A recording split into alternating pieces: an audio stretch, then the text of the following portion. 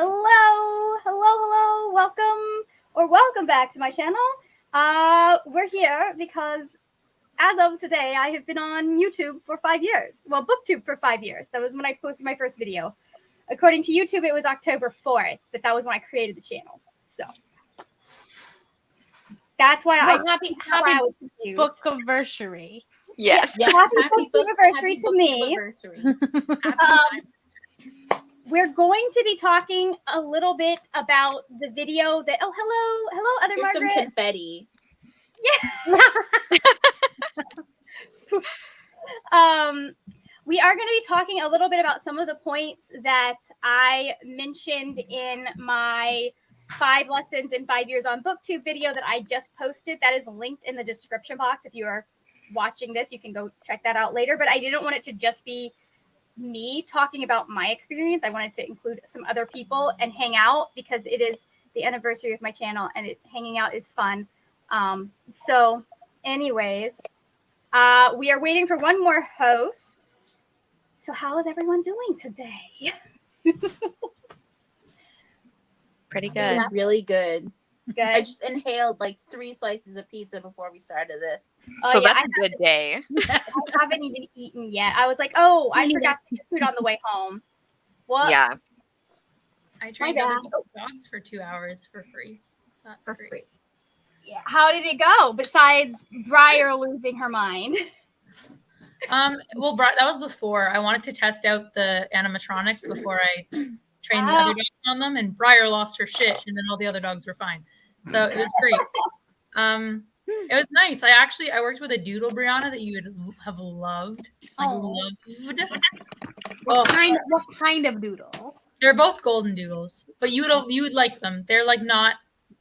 They don't have a collective 2 brain cells. There's like at least 4 or 5. So There's at least 4 or 5 a piece or together. no, a piece. They're good boys. They're nice Okay, boys. so we're at like Doyle's level. It's fine. Nice. It was very fun. It was one of those situations where she's like, I'm having all these problems with my dog. I don't know. He won't walk. He won't do anything. And then she handed Elise to me, and he swung into heel, and he was like, I was like, it's something you're doing. He's good. That is so funny.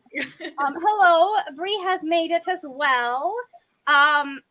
Anyways, as I mentioned, we almost didn't have this live show. I mentioned this earlier because my mother decided to redo our internet. That's why the video went up the first part of this went up so late because it was supposed to go up this morning. My mother decided to we're changing internet services. And she took our internet down last night. So I got home and I was like, oh, well, there's no point in me editing. And didn't think about the fact that then I would have to until like way too late. So Right. anyways, hello, Neva. How are you today? If you guys have been on my channel for any length of time, you probably recognize these faces. But I do know we've got at least 2 people in the chat that have not seen everyone, I think, on this live show. So starting this way, do we want to real quick just introduce ourselves and our channel? And I was actually thinking it'd be kind of fun, but we'll get this kind of fun to talk about our different filming setups at some point. But let's start just with you and your channel and like what you make. Okay. He Honey Wesh Day. My name is Michelle from Thor Wants Another Letter, also known as Thor. I like to make content about like Indigenous literature, LGBTQIAP literature, bullet journaling, just whatever I want to. And yeah, I hope you all know me by now, but if you don't, that's okay.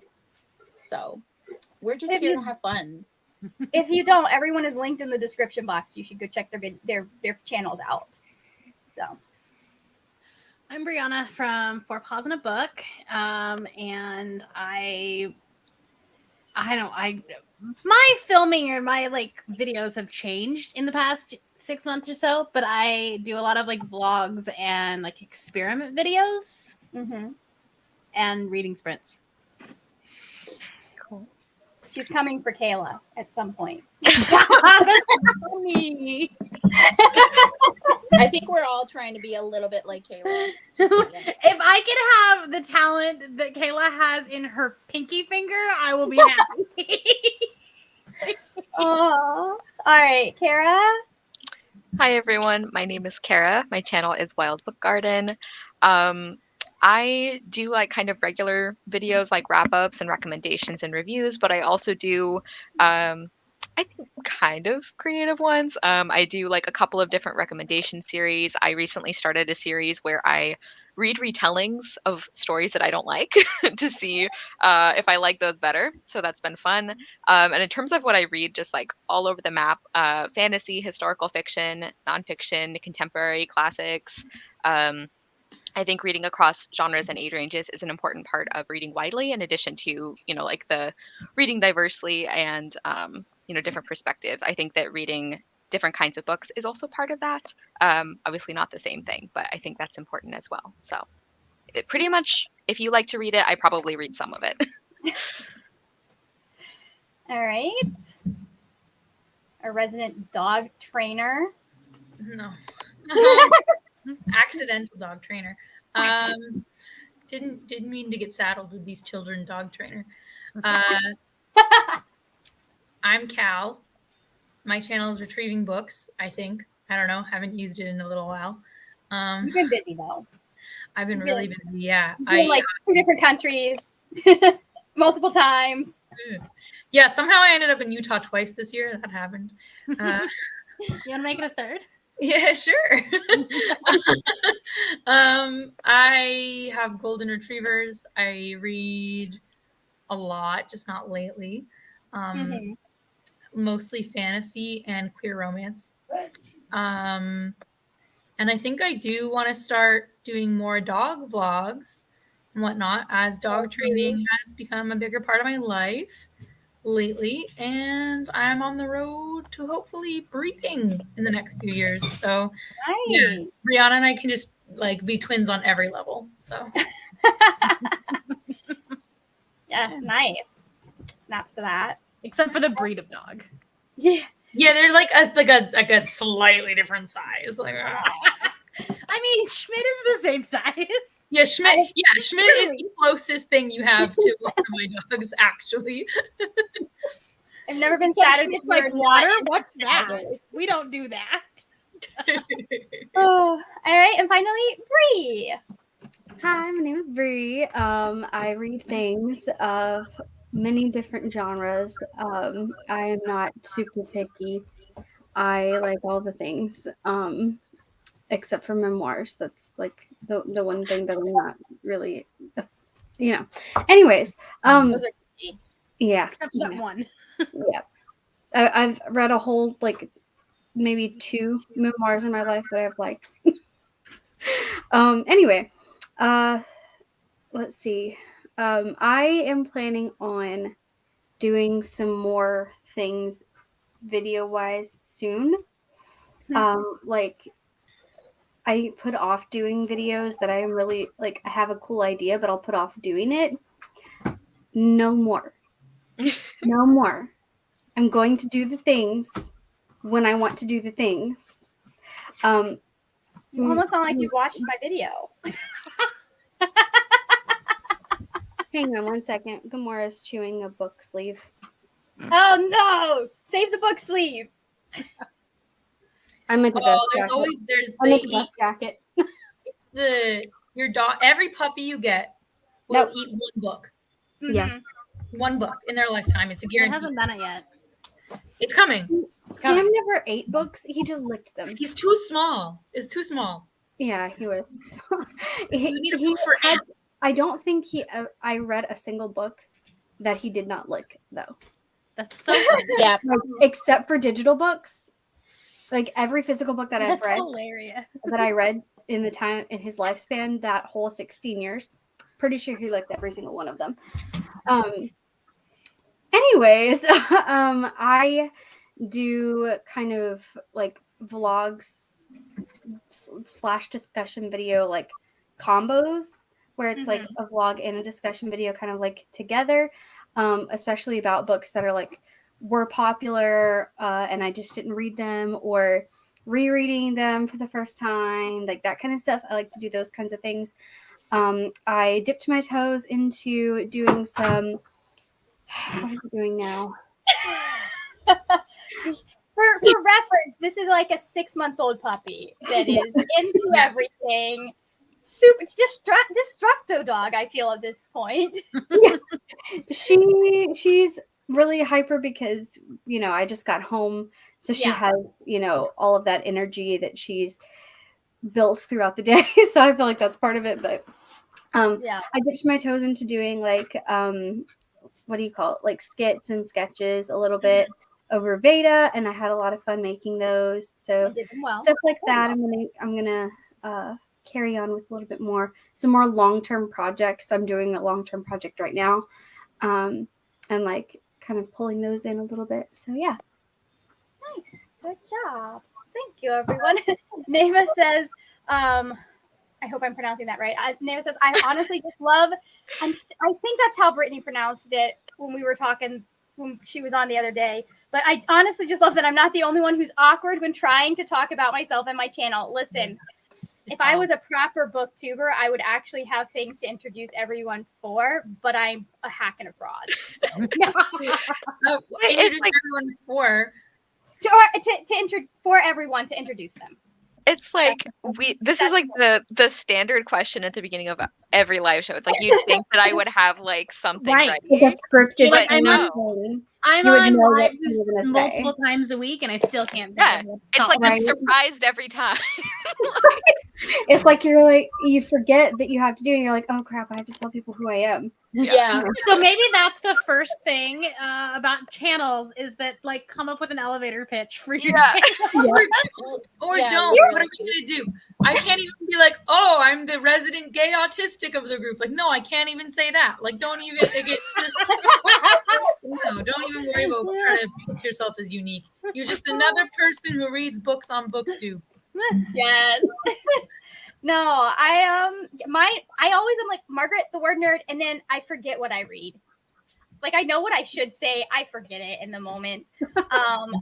What we Allie, really know is what to say at the end. Sorry? True. I said Al. Yeah, Michelle, I didn't hear the last of that. Oh, I said we just know what to say at the end of your videos. Yeah. we got the outro so down. It's because you've been doing it for 5 Everyone years. else do it. Outro has lasted 5 years. So Allie is joining us. Hey, Allie.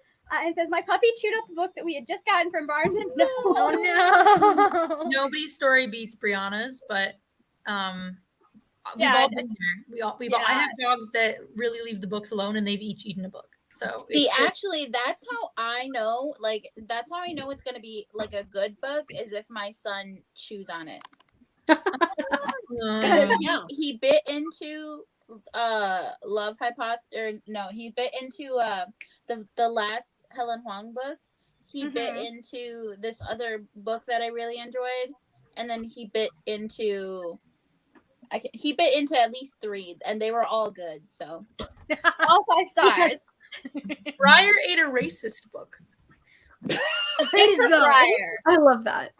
Zephyr was like, the this book of book the air doesn't trilogy exist. that was signed. Yeah, no, Zephyr wins for worst Yeah, decision Zephyr made. for sure wins. It was the folk of the air trilogy, right? That was signed. I'd be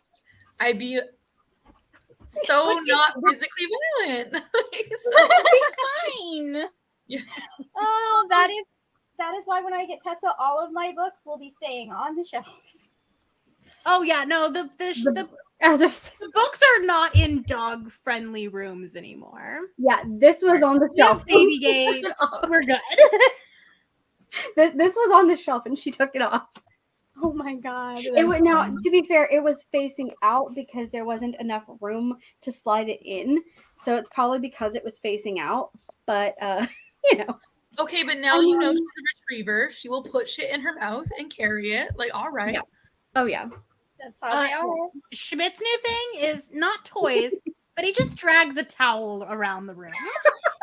Like a full-on bath towel. Bella does that with blankets. Bella will just like take the blanket off your bed and run away with it. I'm like, you're so cute. I can't even be frustrated. The funny thing is he'll trip himself because the towel is like Too dragging big. behind him.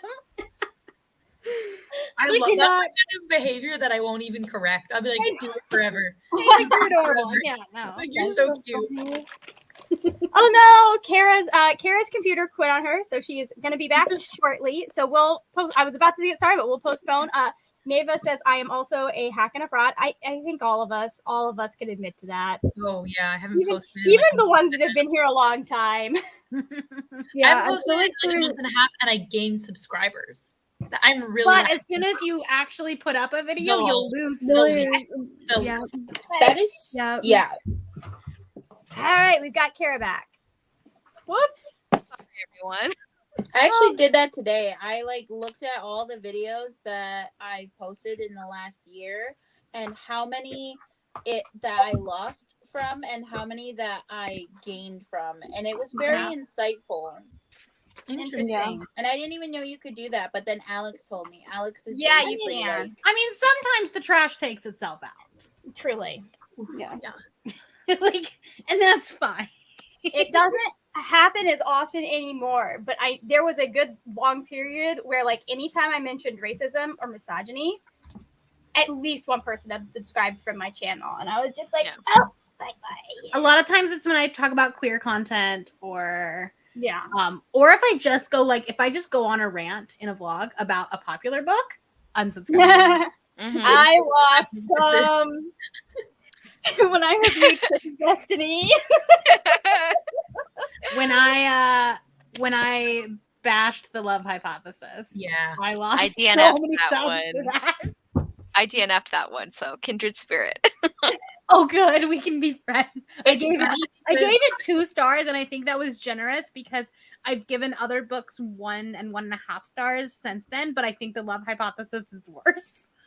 Yeah. I'm like scared to read the next one because I listened to your review and I was like, I think she might be right. And now I'm like, maybe I don't read it ever again. Yeah. I leave You it. just let it I live in your can't- memory. I'm Yeah. gonna have to for a Goodreads video Oh. because I'm gonna do the second half to that project I did in the summer, and you Mhm. know that one's gonna be on there. It is. So Yeah. I preemptively bought the audiobook when it was on the sale for $2. at least it was on sale. Yeah. Yeah. Because I did enjoy it, but now I'm like, maybe I was just bored and it was better than work. Like I don't like, That's just gonna be like your criteria for books now. Is this less boring than work is? right, because like, it's like I know I remember listening to it while I was working, and a lot of the time I'll listen to romances while I'm working and be like, yeah. And then I'm like, was that good though? Like, what? I just remember listening to that book and being like, my God, why do you have to be so dumb? Oh my god. Yeah, and in hindsight, I can see why. That book just got optioned for a movie, and if Adam Driver doesn't play the lead character, I'm still gonna watch it. I'm still gonna watch it. I'm still gonna enjoy it. I don't know why, but I just really like trash books. Yeah, there is something to them, isn't there? Like I eat that up for breakfast, lunch, and dinner. Like I remember when Credence came out and people were like, oh my god, what is this book? And then I saw it and I was like, do I spend the $16? Everyone would tell me, no, don't do that. But then I bought it and I read it and I was like, oh my god, I really like this. But would I recommend it to everyone? No, absolutely not. See, I have no problem with like that like trash type like books. It's just that like when characters make dumb decisions, I can't understand it. And I want them to The make same more reason dumb I'm enjoying decisions. She-Hulk though. I quit like less than 2 chapters in because it was like describing how awful he is as a professor and that he made students throw up from anxiety and that he made people like he like was infamous for nobody finishing their degree on time. I'm like, I don't care about you finding love. You sound toxic and horrible. Like that's just like making a horrible education environment is something that I cannot like. That's like a real world feeling. I have I feel very strongly made you that I can't separate from. What field was she in? She was a Bio.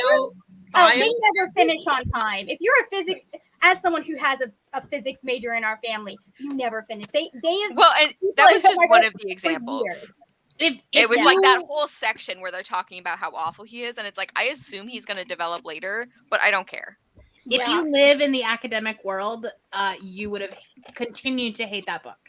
That's what I've heard from people, is that it really You know is what, not a though? good education. He sits on his lap during a presentation.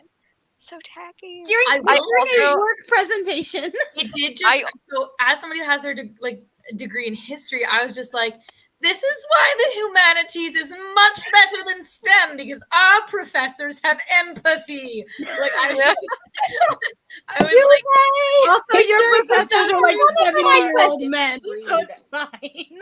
Some of the ones that I've seen publishing stuff online, I question. History professors are the best. They're like, oh my, you had a rough week. It's okay, girl. Like, you take it off. You go be with your dog. It's true. It's true. My government professor, he pretty much was like, hey, I know that you're failing because I know that you're depressed. Come to this lecture, and all of the other kids that are failing are basically gonna get the answers to the test. So you show up, cool. And then he also barked in class. So he didn't give a fuck. I had, when I was TAing for a history professor, she was like, I don't want to fail anybody as long as they try. Like, if they try, they're going to at least get 50%. And I was like, okay, that's really nice, Kate. Like, we can do that. And so then I marked an essay, and I was like, well, I gave it the 50% minimum. I really didn't like it. There's a lot of racist content. And she read it, and she failed that student. And I was like, hell yeah. She's like, oh, we are forgiving of mental health and sick days and like general struggles in academia, but we are not forgiving of this shit. And I was like, okay. The opposite of the community meme. Okay, so the other Margaret Pinard, the other Margaret, says, I wish there was a crib sheet for where to go with the caverns of analytics for the useful stats. So I'll ask, like, what stats do you guys pay attention to? We'll just, like, I have a list of things we're going to get to, but we'll start with that. I pay, okay, so I'm mentioning of Alex yet again for like the 50 millionth time in my life. And by Alex, Thor is talking about Alex from Pucks and Paperbacks. Alex.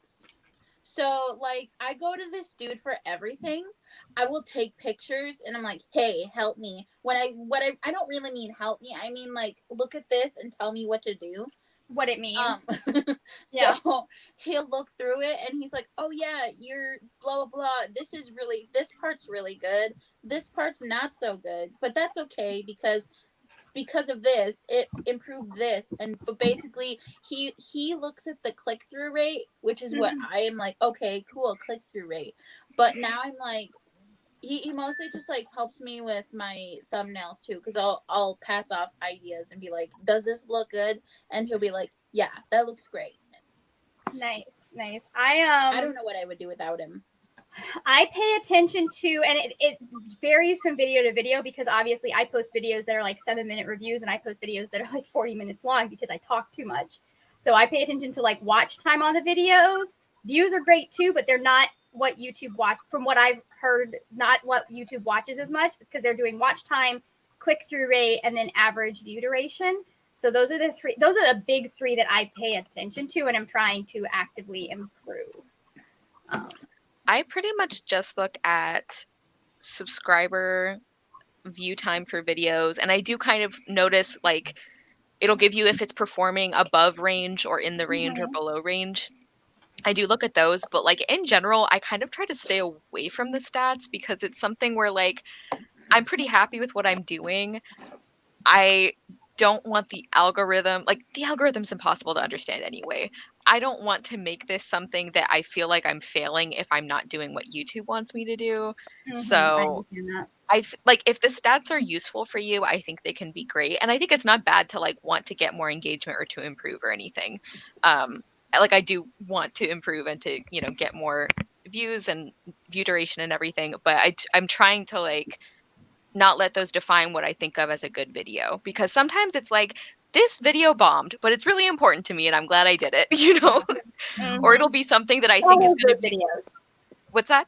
I said it's always those videos that are the ones that... but like once in a while there'll be one where I'm like, this is so niche that like literally nobody is going to care, but I really want to do this content, and it's like my most popular video. So like you never know. So do this is so vague, but like do what you want to do. Do what Yeah, makes you feel like you're we'll doing. get there. Yeah.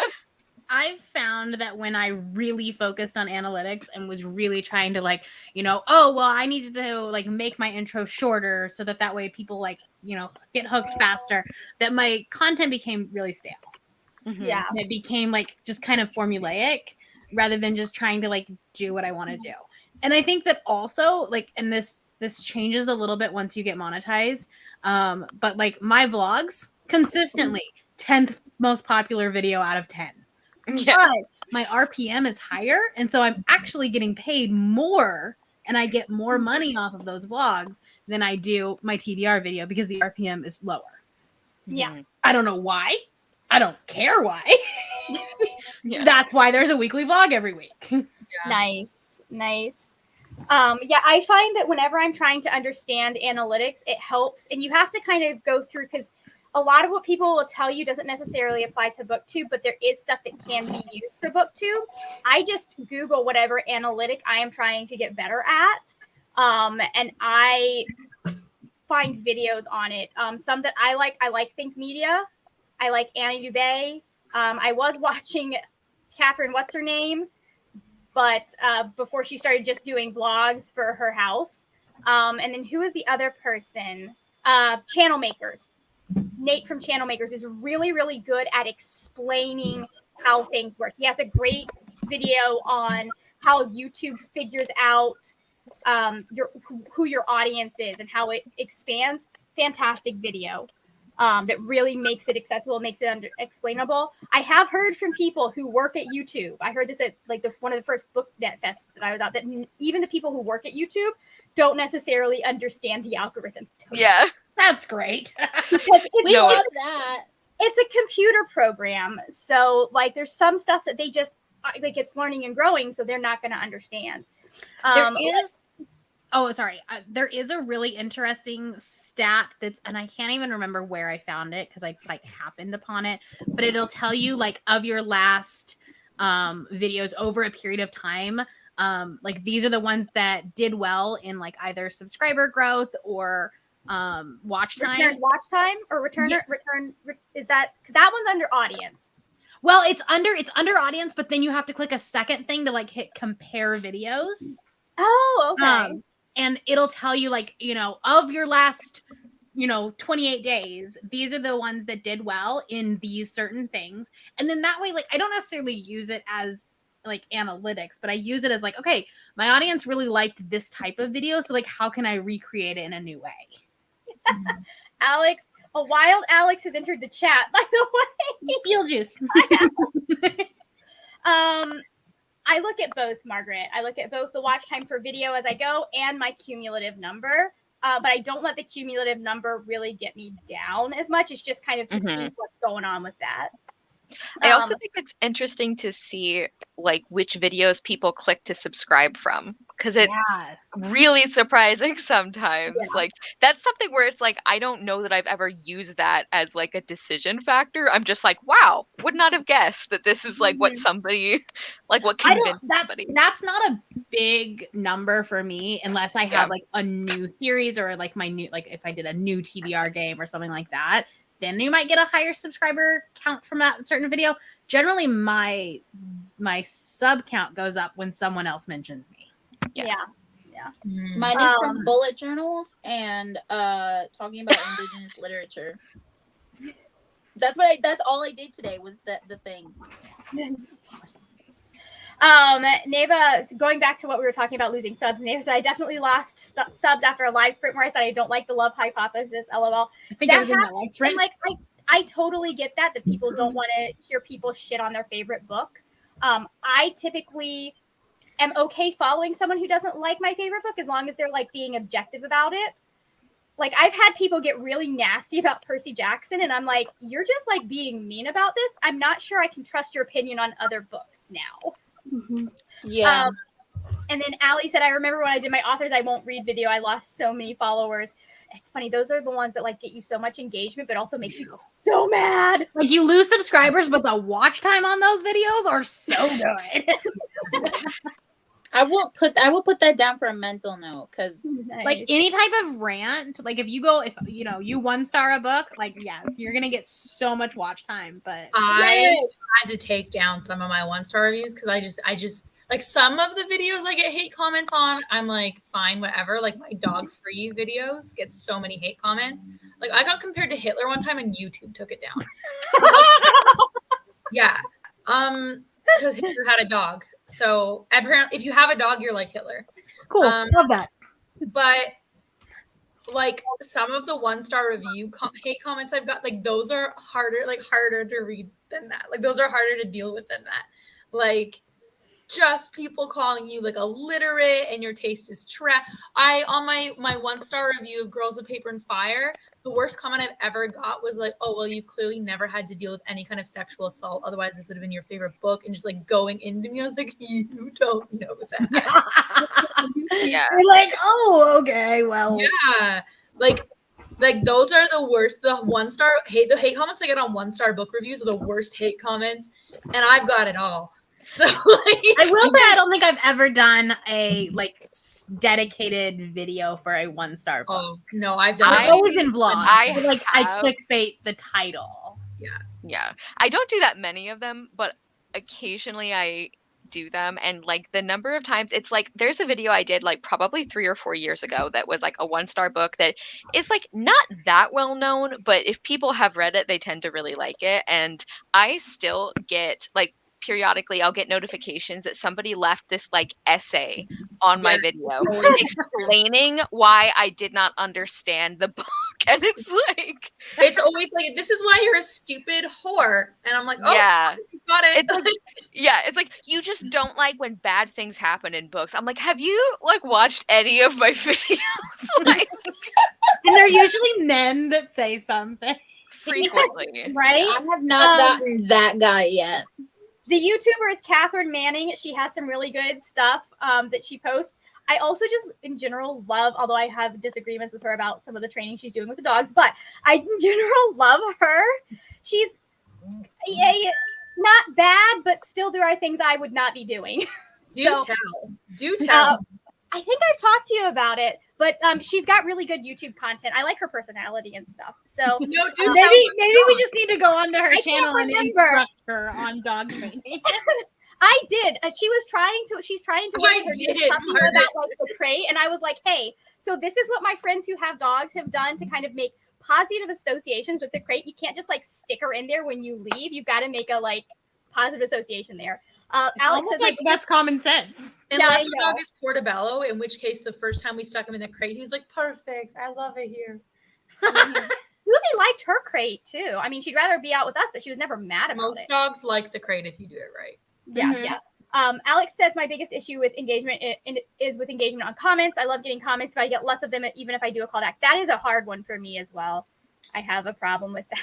And then we're talking a little bit. We got some stuff about shorts. I honestly know nothing about shorts. I do know that they're supposed to be like they were affecting people's watch time because they're so short, but they're supposed to be getting their own separate like average view duration. I think they do now. And it's not like, and they're linked to your videos now, I believe. Okay, there's 2 things I hate about shorts. One, your first one will get so much interaction because they want you to like try to do more, but then your second one will tank. Secondly, you can't put thumbnails on your shorts, so when you're on your page, it's just this random ass video. And I'm like, this is so ugly. Yeah, it's not nice. Speaking of 1-star reviews, Neva says I hide all of my reviews in books and vlogs.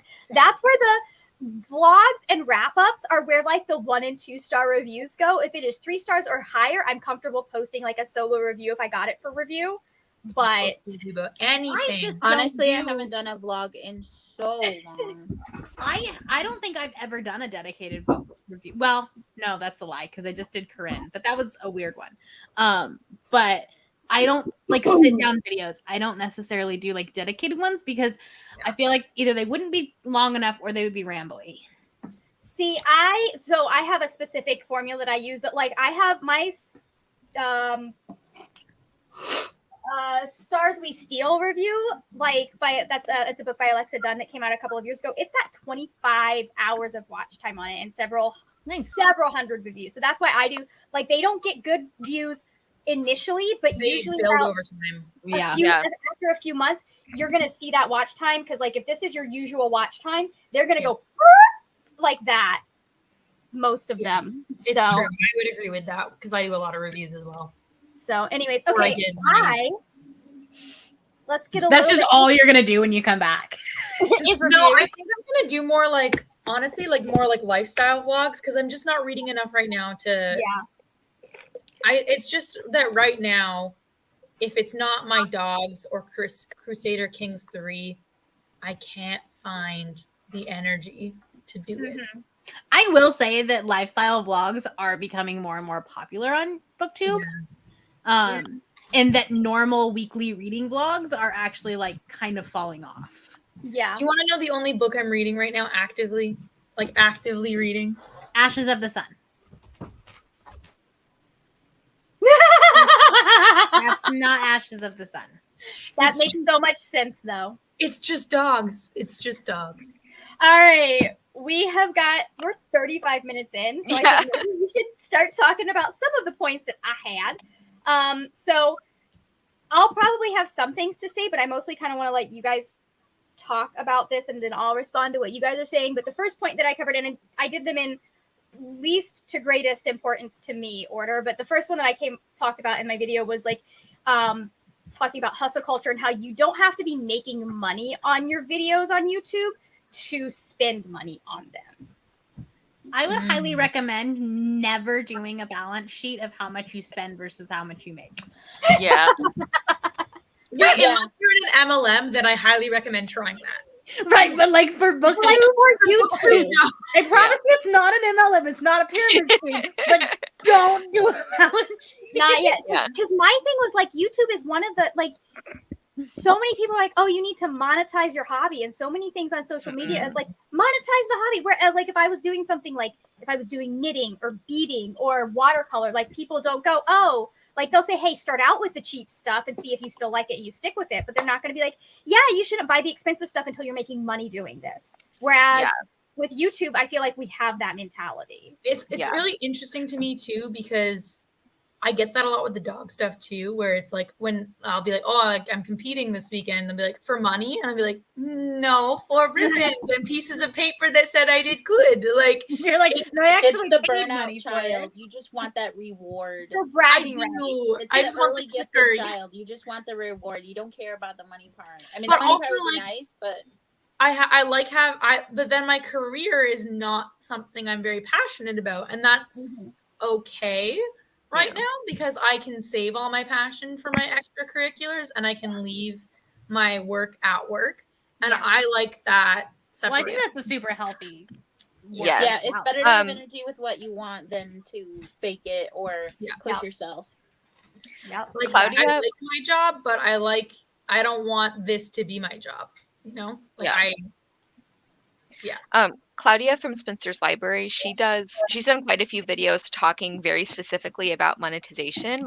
She will show the analytics of this is how much money I make from a video that does well. And one time she actually calculated all of the hours that she put into doing a video from beginning to end versus how much she made from it. And she's if I think of this as wages for a job, this would be horrible. She's but if I think about this as a hobby that I enjoy and that is important to me and I want to keep doing, and then I sometimes get paid on top of that, that's great. Yeah. And that's really how I think it's a good way to I don't know, view it. It's you should, I mean, if you can make a reasonable amount of money doing it, that's great, living the dream. But I don't think that should be I think you say this in one of your points, Margaret. It's you should not go into it planning for that.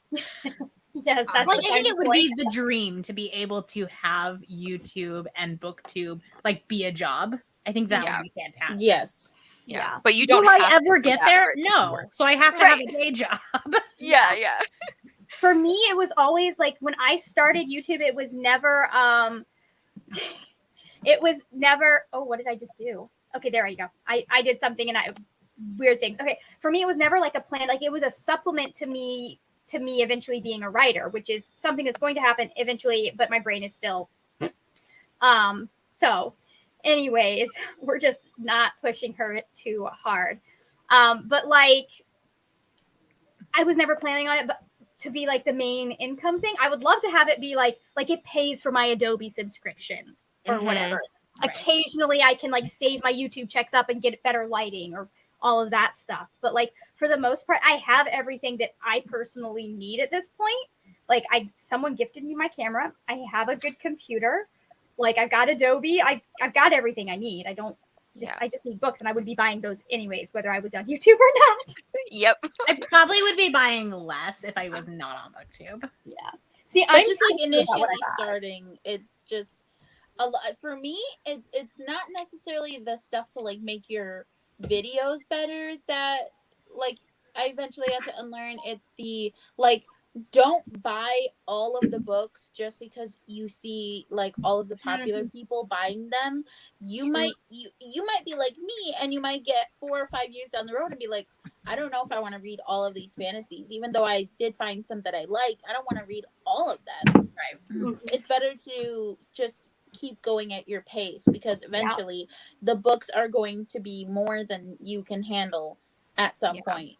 And like that was actually one of the things I was thinking about for, like Margaret was saying, like if we had extra suggestions. One of the things that I thought about was like, don't push yourself to read what you think everyone is reading. Like there's always going to be like, it's one of my pet peeves, I guess, about being on BookTube is when people are like, nobody's reading blank or nobody's talking about blank. That is never true. You have to like look for it. And I know that the algorithm makes it hard, but like there are lots of creators, often marginalized creators, smaller creators who are doing that content, and you have to look for them because YouTube will not show them to you unless you look. But just like in general, I feel like if you can get interested in like a book that you didn't know about before or a new genre or whatever, that's great. But like, don't feel like you have to be like, you have to have an opinion on every popular book, because you don't. Like I regularly get comments that I always appreciate. It's like people like coming to my channel and hearing about books that they didn't hear about before. And like I do read popular books as well, and there's nothing wrong with that, but like don't feel like you have to base your content on that unless you actually want to. Yeah. And I think like I think there's a lot of pressure to buy a lot of books because book hauls get heck of views. But like you got like, for me, I've always been picky about like what I bought as far as books are, because I've had books where I've bought them and then hated the book, and I'm like, can we read this into the sun? Oh hello, Max has joined us as well. So yeah, like just it's good to go to your library. Yes. My library I primarily like my library. I don't know if your old library does this, but my library now does this. But it started every time you check something out, it prints a thing where it's like, oh, you saved X amount of dollars by using your local library. Oh, that's cool. And you have saved at least like doggos. I've saved at least like $700 throughout the X amount of years by just not using, like, buying it. But I mean, sometimes it's just I bring the library books home and then I forget to read them and then I have to take them back. So like, yay for not buying them and then finding out I didn't like them. So that's good. Sorry. Unfortunately, I live in Utah, and if the book is any sort of gay, it ain't in the it is not in the library. That's how it was for like Black releases, like Asian releases, Indigenous releases. Like that's how that was for my library for such a long time, and I got so much shit for it. But now my library is getting so much better at actually like bringing in releases that are really good. I'm like, oh my gosh, I didn't like. Nice. 2 weeks ago, I went through the library for my challenge thing, and I was looking around. I was like, I didn't know we had this. They got this one, and they have this. I was like, oh my god! I was just like writing down titles. No, Utah made the national news for wanting to take out gay books. Utah makes the news a lot for none of the good reasons. Did you see the rap? The District 12 rap? Oh no, that was not a ward. That was a woman running for For state Congress. senate, right? Or Congress. Yeah. Yeah. Never in my life been so embarrassed to be a white person. Never. From Utah. There should have been That's a moment definitely before not that. the There most probably was a moment before Right. that, but that one I actually got one of those like phone call survey things the other day, and they were like, "Well, how do you feel about your current congressman or I don't even know. Like his name's Mike Lee. He's the worst human on the planet, like Ted Cruz, and then him. That's the level." And they're like, "How on a scale of like strongly approve to strongly disapprove?" I was like, "Do you go farther than strongly disapprove?" I mean, What about deeply loathe? you also don't. What about can I yeet him into the sun? I think Ron DeSantis might have some of them beat, but also Lindsey Graham and Mitch McConnell. Don't You forget can them. you can yeet Kristi Noem there too. Marjorie Taylor Our Greene. governor. Yep. Okay, moving on. Not that I don't mind getting political, but I'm trying to keep us on track. Also, hello, Books and Scribbles. Welcome. Thank you for joining. Margaret, you're trying the to keep the six of us on track. Kara's you not met giving me any any of us? trouble. Yeah, don't put Kara into Yeah, don't our put Kara narrative into this. It's me, you, Cal, and Thor. Although Thor, probably it's more me, you, and Cal. Probably. So I don't know how much we can even talk about this one because it was just fun stuff that I learned, but I really had fun like learning all the different like Instagram SEO, like learning how finally figuring out how to make a thumbnail that I like that also does well, like with click-through rate and stands out. It's such a challenge, but I'm so proud of it. I still haven't really figured it out because there's so many fun fonts on Canva, but I know what I like. I just kind of look at some of the ones where I'm like, oh, that guy high views. This one did not, but now I look at it and I'm like, that looks silly AF. Like, it's one of those things. I can which is see why. I always ask Alex for advice because one of these days I will have the time and energy to go back. Oh, thank you, Alex. Thank you very much. It's been a long journey. My early thumbnails were rough. One of these days I will go back and like change the thumbnails on some of those so that they look better. No. That's history. Don't erase history. So Yeah. well, I mean, I've already gotten rid of my Batman Nightfall review, which is was my most watched review because the average view duration was just like terrible because it was a terrible review. I'm like, we'll redo this. Well, you didn't delete it though, did you? I did not. I just put it on private. Okay. No, I wasn't I would going to lose my actually- watch I time. would actually change it to unlisted hmm because then it'll put that watch time back on your hours. I don't think I lost the watch time for it, so I might have done unlisted or something. Okay. But like, I didn't want to. I think if you put it on private, the watch hours don't count. I think I heard that about could be views. wrong. I'm not sure about watch time. But what is one thing that I guess you guys are super proud of having learned for SEO or for social media, having done BookTube? I do social media for work. You're like, yeah, I learned so many more things. I am beyond y'all's level. No, not even that. It's just that like I don't like thinking about it as much with this because I do Mhm. right. Like I do marketing all the time. Mm-hmm. And you also do very good thumbnails. I like yours. Thank you. I like all of y'all. I think for Instagram, I learned that I don't need like 7,000 different fucking props. I know, I right? can do enough just with the pens that I have. That's something that I learned, like, not that it's okay. I have an entire box of flowers that I haven't used in like 3 years because I don't need to. One thing, I don't know if I guess this kind of connects because it's thumbnail related. I feel like now it's compared to at least when, yeah, compared to at least when I started, which is also 5 years ago. I feel like it's a lot more common now that people will show the books they're talking about in the thumbnail. I remember when that was like relatively uncommon, like even for like wrap ups and stuff. Like I didn't show them because I thought like, oh, you're supposed to surprise people with the books you talk about, and that's something that like it's logical. It's like, yeah, people are more likely to watch something if they are extra interested in a book. And so I think it's just good to be like specific about like how much you spotlight the books that you're going to talk about. Because if it's like a secret TBR, then yeah, don't show them. But like if it's a wrap up or recommendations, I'm never sure about. I'm never sure if I should like reveal those or not. But I don't know. That's just something that like I didn't. I think Like I just automatically did everything. Even on secret TBRs, like if it's a secret TBR vlog, I think even putting the covers in those is fine.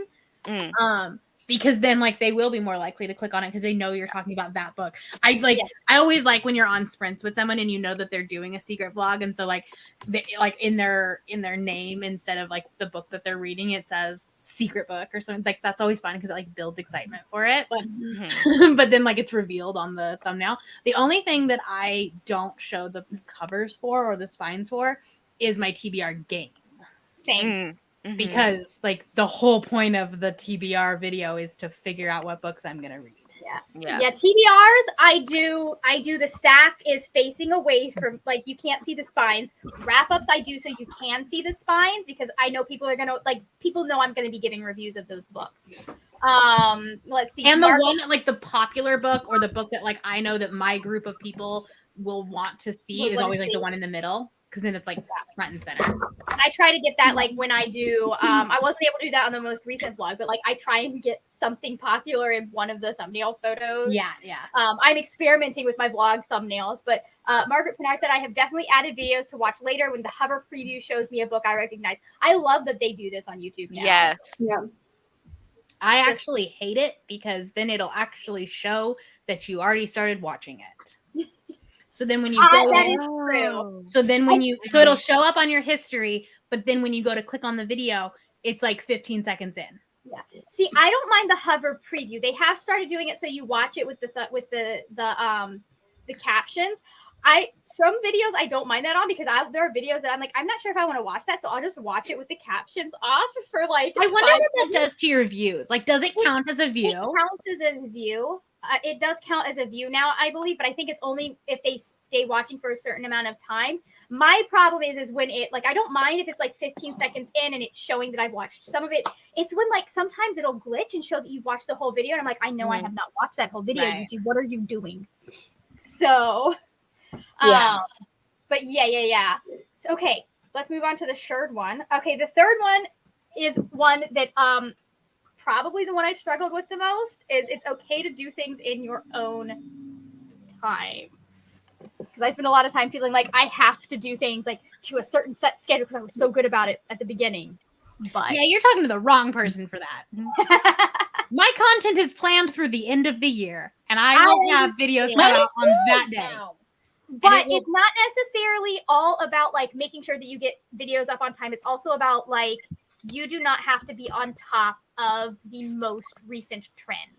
Yes. Like, you don't have to read the newest release as soon as it comes out. Yeah, if I was on top of that, if I really like I struggle with that with my Dark Academia vlog. I was like, is there even a point in me doing this now? Because Dark Academia is not really big anymore. But I still did it. So I actually think you were right at the beginning of the Dark Academia trend coming back for the fall. Yeah. Because the fact that it like actually took you a little bit longer, you actually ended up right on that beginning curve. I put it up in April. What were you saying? No, the second, like your second half of that. I agree to an extent, but Oh, like, yeah. I don't want to see Christmas content in January. I don't want to see Halloween content in November. But like, yeah, obviously, like if you're reading a really popular book from last year, this year, I still want to know your thoughts about it. But like, I don't want to see seasonal shit out of time. Mm-hmm. You know what I mean? I mean, I like that doesn't bother me partly because there are certain kinds of like seasonal books or content that I like all year round. Like I always hate in the summer where it's like I am so sick of these contemporary recommendations lists. Like I read and enjoy like a lot more contemporary than I used to, but like I get so tired of seeing like the same like contemporary romance like so I actually like when it's a little late or a little early, plus there's like the southern hemispheres, so like seasonal content doesn't bother me, especially because like I know how easy it is to get behind on posting stuff, so it doesn't usually like I mean there was a rough I never want to see Christmas content ever, so please don't put it in January. I'm That's- like looking and I'm like, do I have any Christmas content planned? I think I have one, maybe 2 Christmas videos. How you feel about that is how I feel about when people do their best out of the year in December, where it's like, buddy, you got a whole month. I got know. one. Okay, What's going on? Actually, But that's just me. That's Actually- stressful. Yeah. I don't know, because I feel like once you get 2 weeks into January, we've moved on to the next year. Yeah. And the end of year content isn't as relevant. But when it's like at the beginning of December, No, I always Oh, do the yeah, beginning yeah. of But December. like that's there are what some I'm talking booktubers about. that kind of end their year on December 15th. Yeah, I So kind of like- do that. Like they're like, oh, all I'm gonna be doing for the last 2 weeks of the year is gonna be rereading or like reading stuff that like I don't know, like it's starting that would next be year. essentially. smart, but I've discovered some of my favorite books Yeah. of Like, the I- year That I've is had- yet December 31st. I'm gonna I write had that 2 down half actually, years. because I always take a break during December for like snail mail. Like I don't send out Christmas mail anymore. So Yeah. I'm gonna write that down now. It's December 15th is the end of the year. Right. so for 2 Christmases, I worked an incredibly busy catering job where there was no fucking reading happening because Christmas season is the worst Yeah. in catering. Right. Like Yep. you're working like 16-hour shifts. Anywhere food, you are going to be Or in retail. hell. Yeah. So I feel like, and that's when I started BookTube, was when I worked at catering. So it definitely was like, all right, it's December 1st. I'll read probably 2 more books this year. So it's safe to, but now I probably, because now my job gives me a week off between Christmas and New Year's. I imagine I will read a fuck ton. If I ever Yeah. read again, I imagine it'll be a fuck ton that The week. So I might way- have to be like first week of January I post it. It might have to be different. I'm trying something new this year, and I'm gonna do the last week of December, doing my honorable mention. So basically, talking about all 4 and 5-star books in certain genres, because those will be really discoverable content long term. Mm-hmm. And then the first couple days of January will be my worst books of the year and my best books of the year. I like that. That's why they're the last 2 videos I do for the 12 Days of Margaret, because it's like I'm done by January 6th. And Yeah, no, that's perfect. But I And, think like, that I if you end up at like the end of January talking about the best books of 2022, you're like, I'll still watch it, but I mean, like- I'll watch it for the drama, especially the worst books, but like you have missed the bus. yeah. Yeah, See, like that's this my is brain why. like, Sorry, I didn't want to cut someone off. oh, I was just saying, like, my brain is like, no, I'm not watching this now. It's too late. Like, I don't know. Yeah.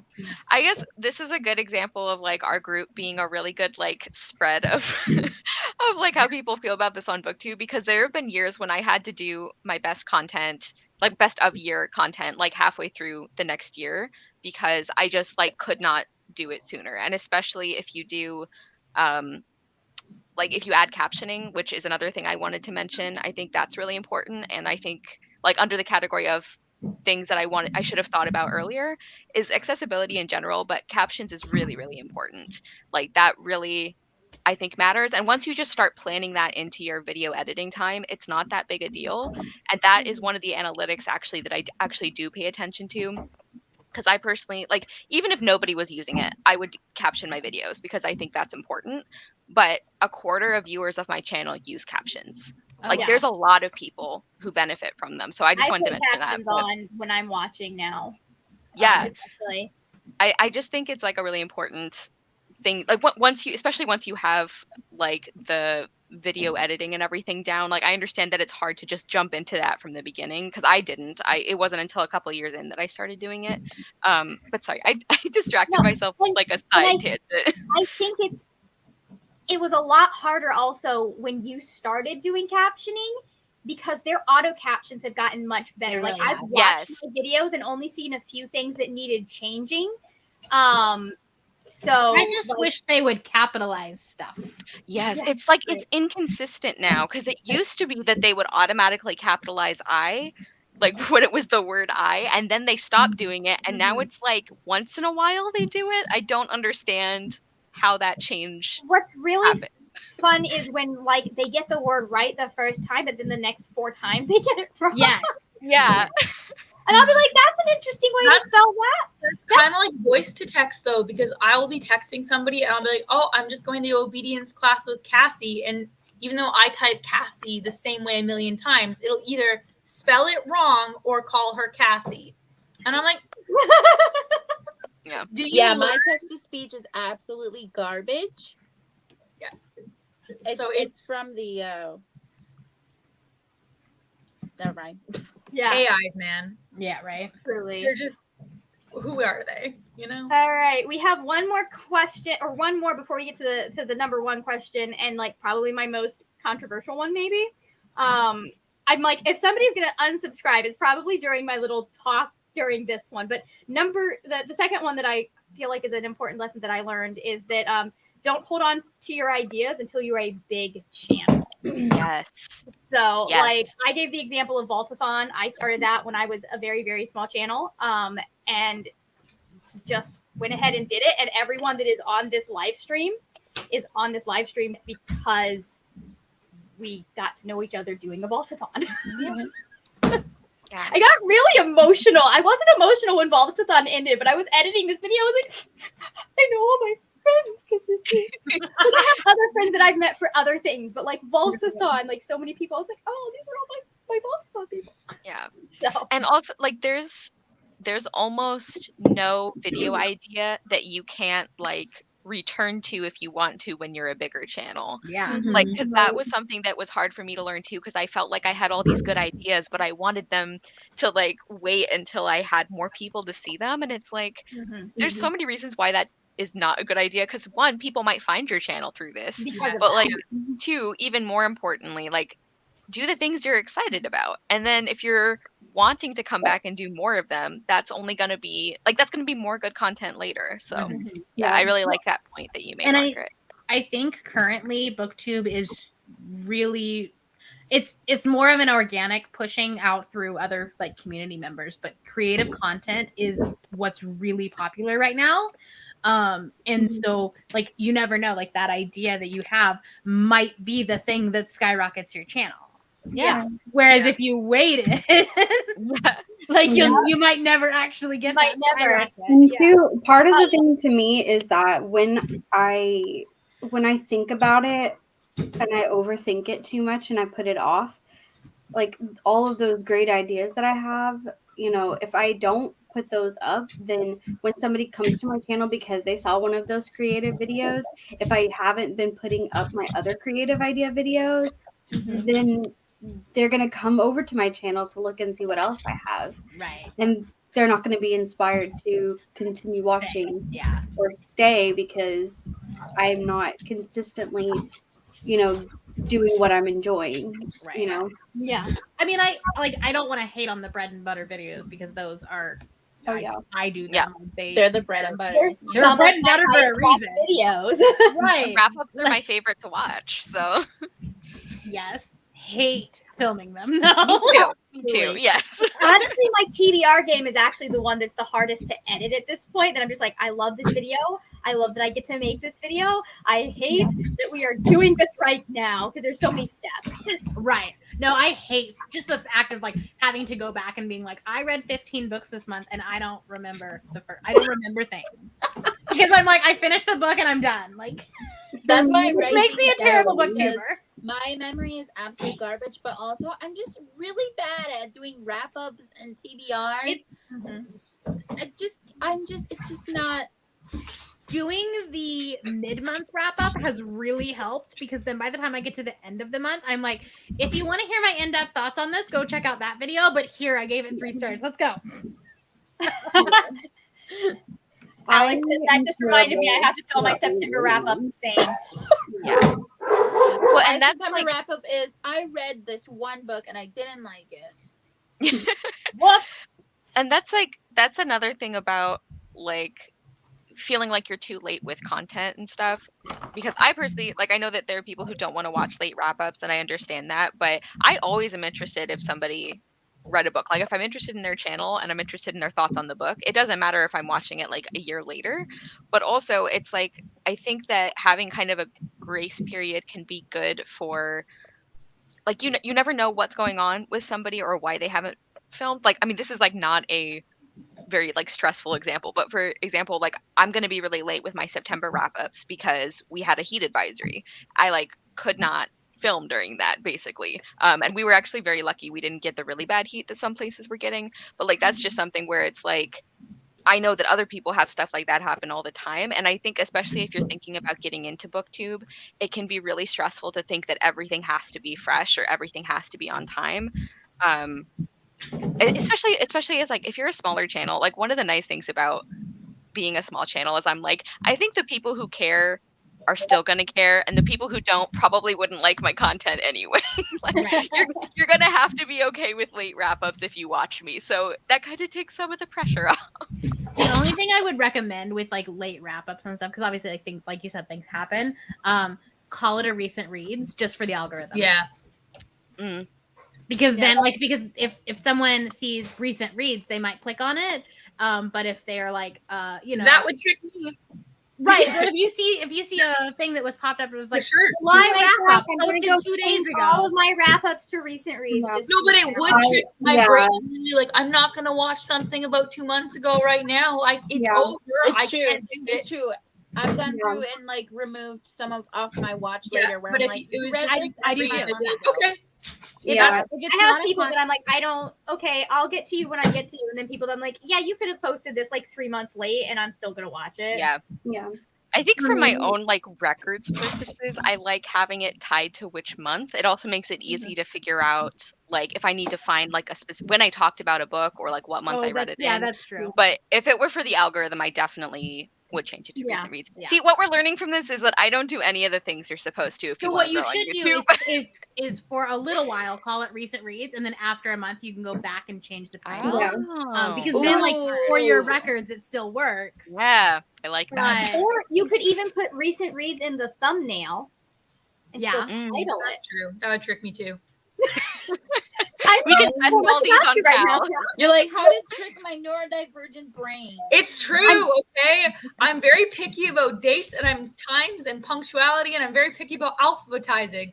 Other than that, I don't really care. So if I've also noticed that when I say like August reads or September reads versus September wrap up, people click more often on the thumbnail. Like Really? they have a higher at least for my videos they have a higher CTR and better watch time.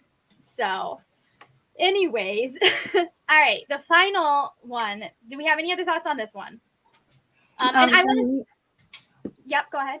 For me, with recent I switched to calling them recent reads maybe last year or so, the year before. But like this year, because I haven't been uploading or reading as much, both, I also created a playlist on my channel and just named it like reads for 2022 reads or something like that. So it's like when I put them in there and I like put it all together, it'll all be like in the one place. So when I want to go reference like my thoughts on a book, I can go back to the specific year. Smart, actually. Yeah, it's my grand plan. Mhm. But also I struggle with when I do wrap-ups or recent read videos, I struggle with deciding how much information to give. Like, do I get, because like I used to do a lot of stats with them, and then I kind of got, it's tiresome. It's a lot of work. Mhm. A heck of a lot of work. So I kind of went away from that, and so now I'm doing like more short, chatty ones. But I always struggle with, should I give a synopsis? Should I not give a I synopsis? try to keep it super short because like people want to know what the book is about, Yeah. but also I cover some of that in my like review of the book. I always try to like pull buzzwords. Yeah. Yeah. I think it also is okay if it varies within the same wrap up. Like, I think that's even a good thing sometimes. Because, like, there are some books where it's like, I'm sorry, but like, it is going to take me a full minute and a half just to explain the setup. But that's going to save time later on when I'm giving you my thoughts. And I think it's like okay to have kind of a mix of that. Because, like, I tend to have a lot of thoughts on each book. It's pretty rare that it's like, here's my rating. I don't really have many opinions about it. But I do think that it can actually be. Like, I don't think you have to have like the same approach to like every time you talk about a book in a wrap up. Like actually, if we're talking about what keeps people engaged and watching, I think having some variety might actually be a good thing. Because I do think I need to be better about recognizing when I have enough to say that I should just do a separate review. Because there have been times where I finish a wrap up, I'm like, that was like a 10-minute rant about this one book. I should have done that separately. Right. I mean, But- sometimes you don't do it separately because you know you'll get a whole bunch of hate for it. Yeah, are we talking about Robin Hobb again? 'Cause, No, absolutely not. I like literally it was like a third of my wrap up was like all of my pent up rage about reading like that And it's one. so funny because you were so much more like calm and like you actually expressed your thoughts in a way that was constructive. And meanwhile, I was like, I'm just mad about this whole book. It offended me. Yeah. Well, like I was actually mad, but the whole time I was thinking, I'm like, if I show people how upset I am, they're gonna be like, well, it made you feel something, so she's a good writer. Raise I'm your like, hand it if made you've me been feel personally rage. victimized by Robin Hobb. Yeah. Yeah. What about things that make me feel bored? Right. Yeah. I think Margaret has a good comment in the chat about the stats, and I Yeah. think it's One, interesting because okay. Yes. there Mm. are Stats don't some do it people for like me. I love stats. Stats in a wrap up No. video are my favorite thing. I'll do dedicated videos about stats, but like I'm a scientist, so like that makes sense for me. Yeah. I just like seeing numbers. How like I like graphs and things like that. I But do that obviously, too. like there are people that like they don't care, and so like I found that if I do timestamps, then people Mhm. will like they'll just skip to it rather than clicking out of my video. Yeah. Yeah. When I was doing stats, that's when I think I started doing the timestamps. I don't do them on videos as much anymore because people are more likely to watch through the whole video. So unless there's something specific that I know people will want to skip, I don't do.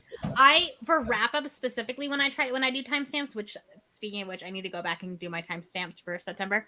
I'll instead of doing the individual books, I'll say like 2-star books, this timestamp, 3-star book, this Which timestamp. is smart when you do them that way, but I do them in the order that I read them. But I think that can be interesting too because you can see like reading moods. Like I think that's interesting. But Yeah. I feel like when you're thinking about like the group of people that like you follow, I think like there's kind of a niche for every style of doing it. Like the people I follow, there's like a ton of different ways people do wrap ups. And like if we're talking about things that you know, like things that you wish you had known when you started BookTube, is like whatever way you're thinking about approaching content, like a certain kind of content, there is certainly somebody out there who's like, I wish more people did things this way. Like even if you don't think so, even if you're like nobody else is going to think this makes sense, like there are people who do like that. people are following you because of the style that you do certain videos. Yeah, and it's like I know there are people where I really like I mean Beautifully Bookish Bethany, I really like the way that she does her rating system. She has like a 6-star rating system because 6 stars are her favorites. I think that's really cool, but it's not something I require of everyone that I follow, you know? Like Right. I think variety is Well, I don't good like in that. YouTube. I love it for her. I don't think it would ever work for me. Yeah. But I love the idea of it. Yeah. Yes. Alex is saying chapters are keywords and will show up in the search. They also make it really easy to get a good SEO score, which is why I want so if you don't do the 0 intro, it will not show up on your time bar. So I'm going to probably experiment with that to some extent. I don't mind it. I want it to show up on the time bar. Yeah. Because I feel like you'll actually get more people to the end of your video than if it's not. Yeah, that makes sense. Okie dokie. And the final one that I had on my list was to do it for yourself, because this is a hard platform to be successful on. This is especially now. It's a very saturated program or a platform. Everyone and their mother has a YouTube channel, and so I think I think that there's nothing wrong with wanting to have successful videos because we do this because we want to talk with other people about books. But if you are doing it because you want to get to a certain number of subscribers or you want to get to a certain number of watch time, you're doing it because you want to be monetized, that's your primary goal, you are going to, in my experience, you're going to end up very, very, very frustrated. And disappointed and bitter. and And like maybe burn out and not want to do it anymore. yeah, exactly. You feel like you're not being rewarded for the which I mean I still struggle with that. I feel you're not feeling rewarded for the stuff that you're doing, but like I For just me, it's a hard yeah, for me, that's kind of why I was really quiet during the first part of this, because for me, I don't look at stats. I have occasionally, but like I genuinely have gotten to a point where I'm just like, I'm just here because I feel like talking about books, and even if the camera is the only one listening, I don't really care. Like that's where I'm kind of at with it, is like I and I've made friends. So I feel content, just having, friends, and then if I make new ones, cool. I'm excited. But, if I'm just, here to talk to myself, I'm okay with that. Like That's I'm a very genuinely- mentally healthy way to Yeah, feel that's about really it. good because like that's kind of like what mine was similar when I first started. I was just like, I just want to make friends because at Right. that time because Soren was like just a little bit over a year and I was super duper lonely, and I just remember going to the library a lot and being like, I should talk about this on my channel. And I was like a pen pal channel, so like all I did was like talk about letters and like who I sent letters to and like stationery and stuff like that. So then I was just like, well, maybe people will watch it, maybe people won't. And at that point I only had like 50-ish subscribers, and then it just kind of like took off from there. And so like my main objective was to find friends and to talk about books, and that's like that was my main thing. So like when I met all of you, that was like that's huge to me, which is why I was like totally emotional the other day, because I was just like, I don't want to lose my friends. No, you're stuck with me. I'm sorry. I don't want to lose my friends either, so we got this. We got it. But the whole point of like doing it for yourself, that's definitely what I did. And also like I think it was like a part way after when I started getting reached out to about like Indigenous releases, where I was like, oh my gosh, people talk about this kind of thing. And then launching into like talking to publishers, and then talking to like authors, like talking to like Cynthia Leidig Smith and like Dawn Quigley. And like Dawn Quigley was one of the first people I reached out to for like an arc of her book. And so I was like, oh my gosh, I get to talk about this thing. And it was like a huge moment for me. And so like now getting to like just in general, like on Twitter or whatever, or on Instagram, mostly Instagram, but like just getting to talk to certain authors, and like I in my brain I'm like, we're not friends because I'm not bridging that. I haven't bridged that gap quite yet between I am an author or to I just write stuff for fun. But like getting to talk about this, and like sometimes the thing about like doing it for yourself, sometimes you don't even realize that other people look to you for advice. They look to you for options. They look to you for book recommendations. You think, oh, I'm just putting this out for me. I'm just putting this out. It's just fun for me. But for some people, they might not always like tell you about it. But for some people, this is like, you're like you're like the thing in their life that's like keeping them going, or that's the thing that they look forward to when they get home from work or something like that. Yeah, it's just like you're doing it for you, but like other people see that and they put a lot of like faith in you, and you don't even know it. It's very true. And it does come back and reward you in the end, because like even just every once in a while getting a comment or two where somebody just interacts with you a little bit, just responds and says like, yeah, I feel the same way. It's like, oh, okay, so there are some voices out there that are being given a platform a little bit to have a conversation with somebody else that feels the same way. Yep. And I think it can be, this is a little bit of a tangent, but like I think you can always like get demoralized by like looking at your stats and your numbers versus friends or other people and being like, well, I'm doing the same thing, but they have twice as many. But like you do have to remember that like there are 100, 200, 500, 1,000 people that are subscribed to your channel, and that Mhm. like put all of those people into your house, and your house is very Right. crowded. Exactly.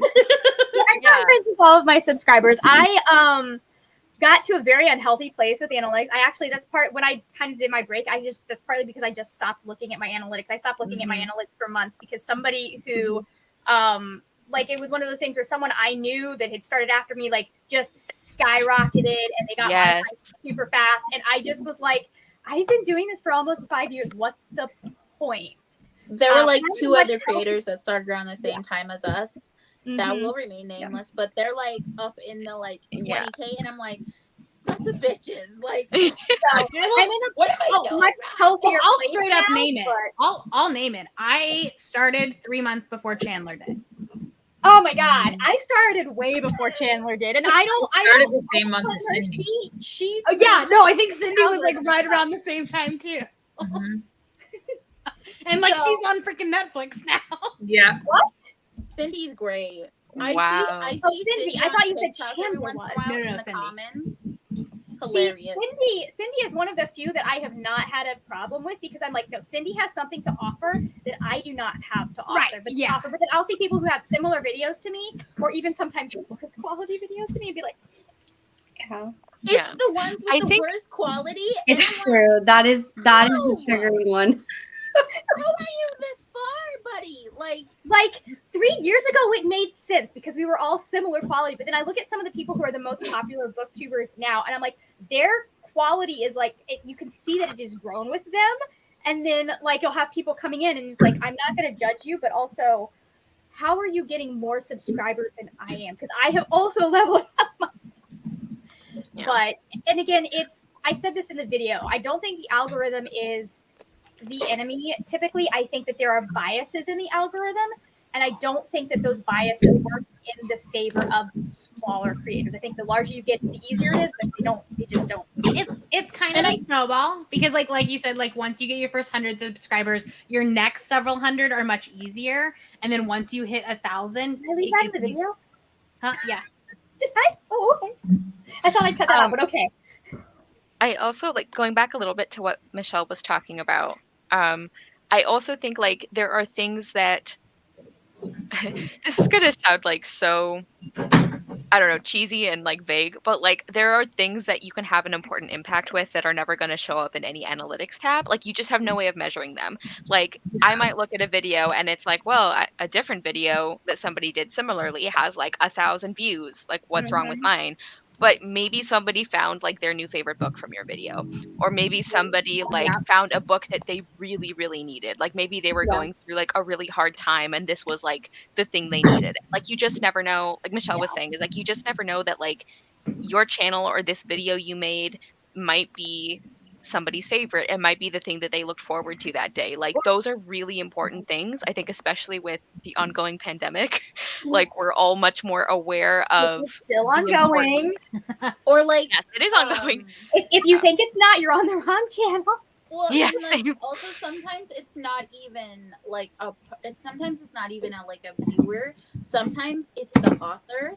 Like for Yes. example, Oh my God. when I was talking Yeah. like to talk about him for like the 50,000th time in my life, but David when- Hesco Wobbly Whiten, right? Yeah, I was just Yes, I was just gonna say that. When I met David Hesco Wobbly Whiten, he talked to me about how he was in the car with his kids when he was watching my like Instagram stories, and I was like unboxing the book and like talking about it and crying, and he was crying, and he was like, "You got so emotional," and I was just so touched, and he was like, and I was sitting there crying, and my boys are in the back, and they're like, "Are you okay?" And I'm like, he's like, "Yeah, I'm fine," and then he was very. He's like, when you get emotional, I get emotional. And I was just like, are you seriously saying this to me right now? Like, is this even real? Like, and then he was talking about like Erica and how like her book is coming out like November 1st. And he's like, yeah, she got like this deal. And like, because you and her have had this different conversations with each other, and like that got a lot of boom, and she might get to go here on this show or do this thing. And I was just like, what? And he's like, yeah, she has she's really something about like she has a lot of she feels very indebted to you. And I was like, how does she feel indebted to me? Like I didn't do anything. Like for me, I was like, I didn't do anything. But like to her and to him, it was like, yeah, you did do something. And I was just like sitting with my brain. And like Cynthia Leidig Smith even said that before, and like Jen Ferguson said something or similar. And I was like, it was like a week of that, of just them like saying what an impact. And I was in my brain, I'm like, how You're like, I'm just in my little room talking about books. It feels weird. I think one of my like favorite comments I ever got on a video was just like, "Oh, you're one of my comfort booktubers," and I was just like, you're like, that's how I know I made it. yeah, exactly. I'm like, that's just one person, and like, I don't care about anyone else. Like, this video was for you. Honestly, like with that one person, like just that's kind of your vibe of your channel because you're just so cozy. Like I am sure that there are like so many behind the scenes that aren't saying anything, that don't know that how much that'll mean, that are just like, oh God, Rihanna's got a video up. Yeah. Or like every time I've had somebody say like, I started reading middle grade because of your channel, I'm like, I have like literally achieved one of my ambitions like about existing on the internet. Like it's just I love getting tagged in Instagrams of like people that bought a book or started reading a book because they saw it on my channel. Yeah. Oh, nice. Yeah. I love it.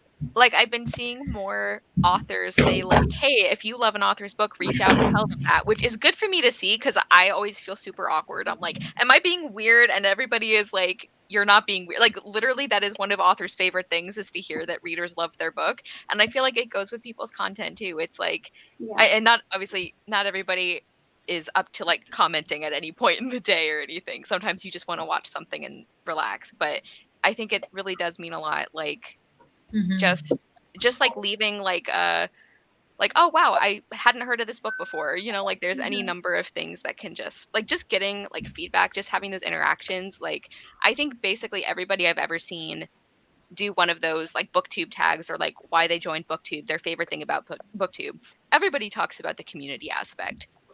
And like there are a lot of problems with BookTube and with the BookTube community, but like that is one of the things that is like consistently really meaningful for everybody. I think the thing about BookTube is you got to find your community. Yes. Like once you find your kind of community where you find the people that are good people and like they're not causing drama and all of that, and like, and I'm not talking about like stuff that people are trying to bring up stuff, but like there are people that I follow that I don't follow anymore because I'm like, no. Yeah. Sometimes sometimes all it takes is for like, sometimes it's not even like the way that they talk, like talking about drama. Sometimes it can be just like, for me, for example, like I used to follow this one really big booktuber's friend, and I was watching one of her videos about like a vlog, and she was talking about I can't remember what book specifically. I think it was Percy Jackson, or it was something along the lines of that. And then she made this like offhanded joke about it, and I was like, no, I don't like you anymore. Sorry. And I just like just unsubscribed, because I was just like, sometimes it's the way people shit on your favorite thing that will just, or like shit on something that just, you wish that they didn't do that. You're like, oh no, you said a thing and now I don't like you. Oh no. Well, and there's also a I difference did that last week to somebody. But there's also a difference between like, Palace, what are you thinking in your brain? Do you know some of the reasons I've unsubscribed? Please tell us. Go. Sometimes people get a dog, and I'm like, that was a stupid choice. And I'm like, what an ugly, terrible dog. You have a trash breed dog. I'm like, ooh, unsubscribe. Like, I'd be like, oh, I'm gonna have her in like so many vlogs. I'm like, oh, I don't want to see that. HP is an immediate red flag for me. Immediate. Like at this point. Like maybe when it first started, there was like a little bit of like, okay, well, no. If it's even like sitting on your shelf, no, we're done. Yeah. No, especially if I have mediocre opinions about like other things that they say, or if they don't like certain books or whatever. For me, that's if I see you, like, because I know people who are really, really like adamant about LGBT rights and trans rights and that kind of stuff, and I'll be like, okay, like, for me, it's more like if you have HP, you're like bragging about it and talking about it a lot. That is something or making references to it a lot, that's something that makes me start paying attention to other things that you say Yeah. a lot more. And other opinions, because like for me, it's a lot of like, is there a pattern here of these things? But if it's still sitting on your shelf in the year of our Lord 2022, and it's still like within frame, I don't care if it's on your bottom shelf, whatever. If it is in frame in every single one of your videos, immediate unsub. It's like you made a choice. You made a choice to leave that on your shelf in frame of your video, and you're looking at it the entire time in your viewfinder. Yeah, and it's the way, like, and some of the ways that people talk about, for me especially, it's the way I will see people talk about, like, BIPOC books, especially, like, Black books, Indigenous books, like, any book with a person of color, especially the Black and Indigenous, if the way I hear them, like, there's things that, like, buzzwords that they'll say, and I'm like, you're one of those people. No, like I just couldn't relate to this book. Well, no shit. You're not. Or like, I didn't understand the context of this. Like, bitch, look at Google, okay? Yeah. See, I unsubbed from somebody because they still had Harry Potter stuff on their back of their shelf, and they gave Danny Brown 3 stars because she couldn't relate to her. Yeah. I like immediate unsub. But I don't understand why anybody. At this point, I just don't know what to do with them. Like, I don't want to pass them on to someone else. They were also gifts from a friend. But I'm just like, I don't know what to do with them. I think one of the things I saw a video pop up about, like, I turned my Harry Potter books into, like, it was like some DIY thing, and it's in my watch later. Well, I'll send it to you.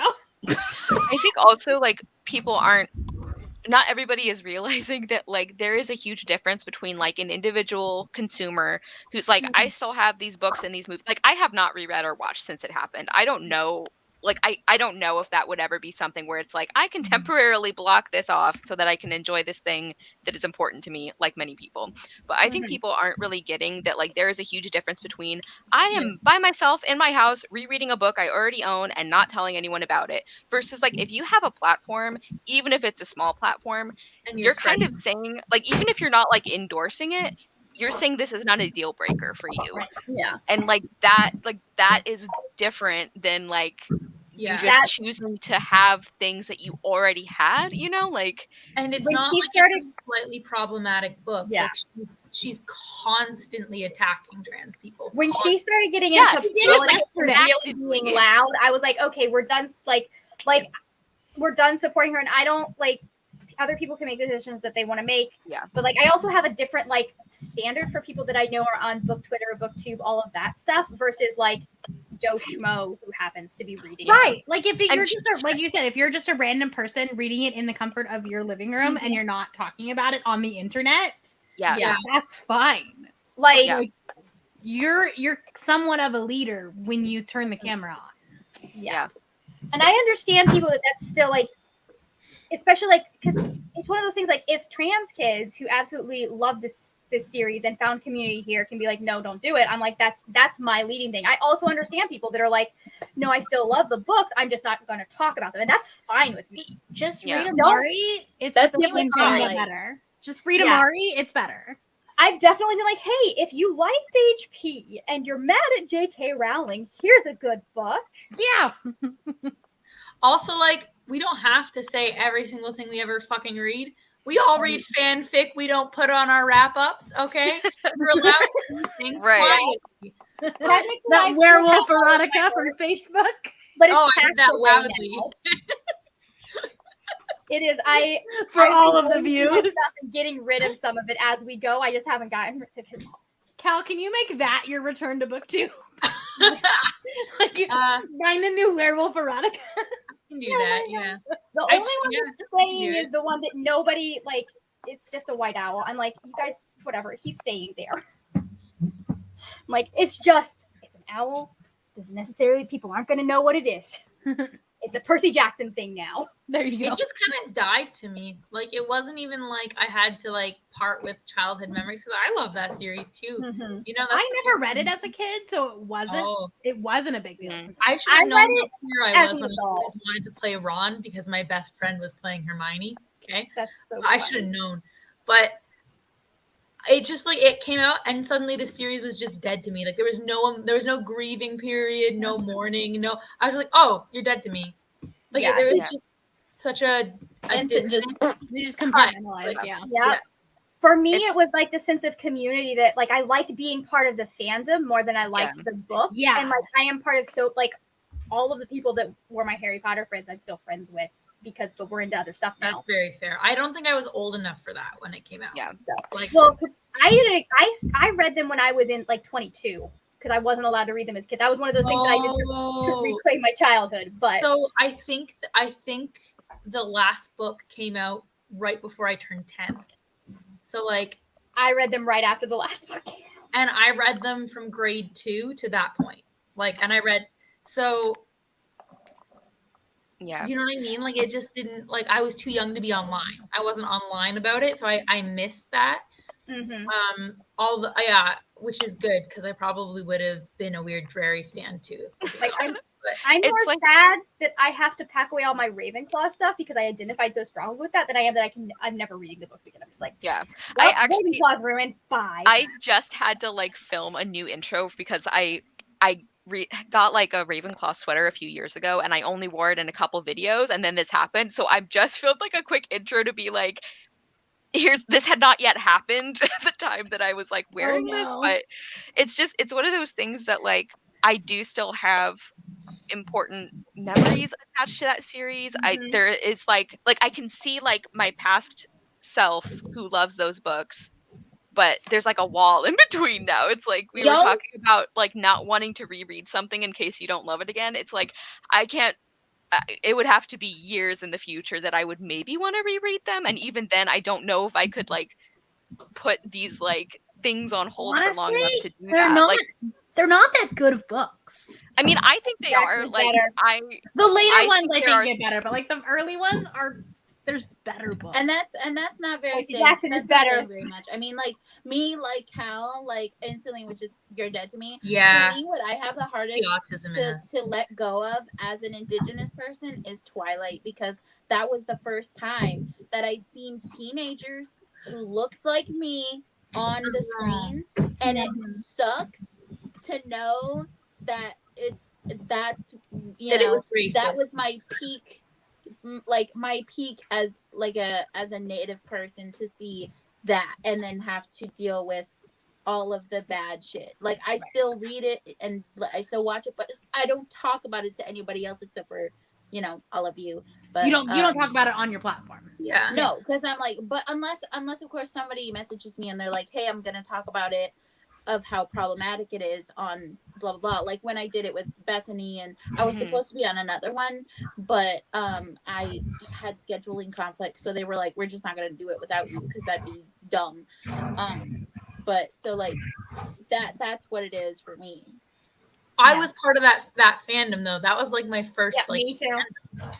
And I One of read my it with, best and I friends. also like that was the way that one of my friends and I could connect, because she was reading the series, and I remember our entire friend group was making fun of her, and it was already hard enough for her because she was a like more plus size girl, and like I was trying to like shield her from getting made fun of so badly by one of our toxic friends who we're not friends with anymore. But like I was like, okay, well if she's reading it, I'm reading it too. So Dogs. Yeah, I still had my Twilight books until like they're again off of my shelf, and they're again another series. I'm like, I don't know what to do with these because I don't want to get rid of them. Give them to someone else. You know what turn them fandom into a craft project. There you go. got me? That's what I is do. Anytime. Okay. Twilight also kind of dead to me. I didn't have that emotional experience as you, Thor. So it like to me, when all the stuff came out about it, I was like, all right, dead, whatever. Yeah, I mean, Twilight is also what the shit that she did is not nearly on the level. Not nearly, no. But whenever I hear problematic stuff about the Hunger Games, I actually get like upset. Yeah, same. I'm like, I no. haven't read it yet. I haven't read it yet. I don't know anything. Oh, that was the one series I was allowed to read when I was. I was very special interesty about it. Let's just say that for a long time. I bought a bow. That's so funny.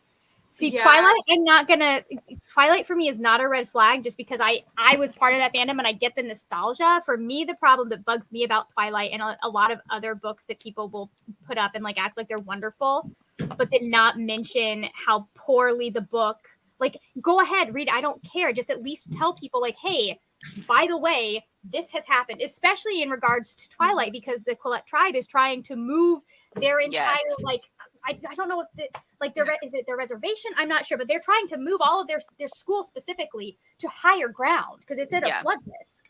The Twilight Renaissance is kind of bothering me because I feel like weird. It's gone, like the pendulum is going so far back in the other direction. It's like, okay, hating it because teenage girls like it, not cool.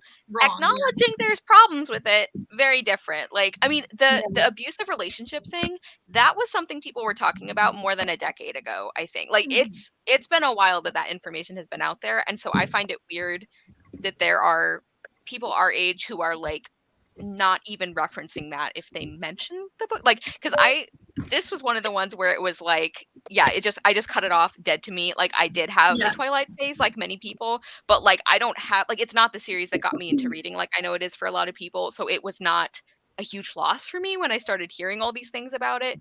But I do think it's weird when there is like no reference made to like the Quileute tribe or like the abusive relationship, any of the other issues it has. Like, I'm not like, I don't know. Talking about things you love having problems is important. And so when people just try and skate over them, I'm like, Well, and I think at least like when the last one came out, what was it, 2 years ago? At least the circles that I was in, the people that were reading it were acknowledging a lot of that stuff. Yes. Which I thought was really nice. But like for some reason it's kind of gotten this resurgence this year. There's another book that's going to be coming out about Renesmee and Jacob. Oh God. That sounds terrible, but but like I've noticed that less people are talking about the issues of the book in this round, and I'm like, that's what I'm noticing too. An issue. Yeah. It's the blissful ignorance of BookTube, which I'm not gonna lie, I wish sometimes I could be blissfully ignorant and enjoy a book, but at the same time, as a content creator, I have a responsibility. We don't get that luxury. We don't get that. Like, to notice this stuff. Also, I just can't do it. Like, I just, I don't know. You're like, there's so many other good books that are out that why would you read those? There's so many other good vampire books too, like, and indigenous books. Hi, read those. So, and more books. Just in general, it might be the best Mormon series. Oh my god.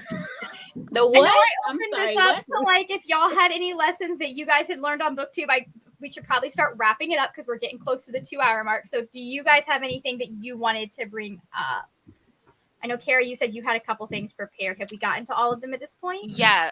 Just mentioning captions again, like I think that's really important. I think we covered most ones. You don't have to read the big books. Oh, this is like maybe another thing that I'm sure the algorithm would like me more if I did this, but people make a big deal out of having an upload schedule. If it works for you, do it. If not, don't worry about it. Like, it's not going to like change your life. If it's something that helps you, then I think that's great. But like, don't like film when you want to film, like that's, I think, one of the most important things is people can tell when you're having a good time. So yeah. Also, you don't have to be friends with everybody. Yeah. You cannot be friends with everybody. You can't be. Like, before you reach out to someone, you should really watch like a few of their videos. And like I said, sometimes you unsubscribe because of the way they talked about a book or the way that they talk about even just something that you enjoy in general. Or like maybe you're like, oh, at first their vibe, they seem like kind of mean, kind of bitchy, and like, haha, maybe that can be enduring. But at the same time, years later down the line, when you're friends, that might not be so cute anymore. So like, yeah, just be aware that you don't have to be friends with everyone, and that's okay. And there's a way to talk about disliking something. I mean, I think we all have things where it's like, okay, I am actively upset, so I'm going to be a little like more upfront than I might be, but there are ways to like talk about things you dislike without making it sound like you're an idiot if you disagree. Because that's my thing is like there are a couple of books, very few, where it's like if you don't like this, we probably won't get along. So like there's just no point in me following you. But in general, it's more about like the way somebody talks about things they don't like. Yeah. Like if you are trying to act like you are the only person with a brain who's like smart enough to realize the truth about this book, I probably don't want to follow you because, like, for one thing, that's also just not a helpful review style. Right. But like, more importantly, yeah, don't be an asshole about it. Don't be Just the give your JD review. Salinger intellectual, okay? Oh my god, that's funny. No, that's part of why like I try to focus on why books how they affect me versus like and how I like the patterns that I see in them versus like how intelligent someone is for liking them. There are some that I'm like, how do you I don't know. I always think about what's the I in my rant review in the book that in the video that went out today, that was like take number 4 because the first time I was like, I don't understand why anybody would like this book, and then I'm like in my head I'm like, actually I know someone who gave this 5 stars. Yeah. I don't know how they gave it 5 stars, but Yeah. I'm like, but that person watches my video, so I should probably rephrase that. Yeah, I'm I like, totally know what you're saying with that. I'm in a Facebook group where like get it. literally everyone is blissfully ignorant about certain books, and I'm just like, you guys like this stuff. Okay, cool. I'm like over here saying Yeah. like objectively this is awful writing, but I can't say that. you can't Just say what I'm exactly like, this is awful But writing. this book did not work for me. Yeah. Or even saying like, because I've said before, it's like I try not to say stuff like I don't know how anyone would like this book, like you were saying, Brianna, but also like you can say, I know there are people who like this and I'm just not seeing it. Yeah, like that's what I said a lot. I'm like, we are not on the same page. Yeah, I said Like, that a if lot you about like- Robin Hobb. I'm like, I'm just not seeing what other people are seeing. Like, It's I just kind of said she's like, a bad if you writer. like Greek yogurt, well, I then definitely you'll got like into that this. territory too. What's that, Michelle? It's like if you like Greek yogurt, you're gonna like this book. Okay. yogurt. I'm sorry, I just don't like it. It's Yeah. gross. I keep is. trying to make myself like it. I was No. like, The texture is just Unflavored, too bad. unflavored Greek yogurt. I'm sorry. I just wanted to clarify. Unflavored I is also not would like drink that. coffee black over coffee sugar. I love you, Cal. Okay, just so you know. as Like, long as you don't make it a personality As I trait, have a Cal, black I think There you that's go. bag okay. left. Okay. Does anybody else have any other lessons that they would like to pass along? Have Don't fun doing it. overthink. Yeah, kind of goes together. Don't overthink. Just have fun doing it. just be yourself. And Do start the weird idea. Yes, do the weird idea. Do the Yeah, first do the video, weird even if you ideas. think it's bad. The first one I did, I recognized even at the time, I'm like, this is terrible lighting. But if I don't do it now, I'm never going to do it. So I think it's important to recognize that. My too. entire first year of videos is privated. I still have bad lighting sometimes because I refuse to get a ring light because I know if I do, then I'm going to feel like I need to be filming like all the time. And it's nice having time where I literally cannot film. So apologies to everyone who only watches videos with ring lights. I mean, that doesn't solve all of the problems because I have Yeah. a ring light and I still end up Same. struggling. So there are still times that it's better to film with, even if you have a ring light. Yeah. Anyways, okay. Does anyone have? I know not all of us are posting right now, but does anyone have any videos that they want to plug on their channel? I just had I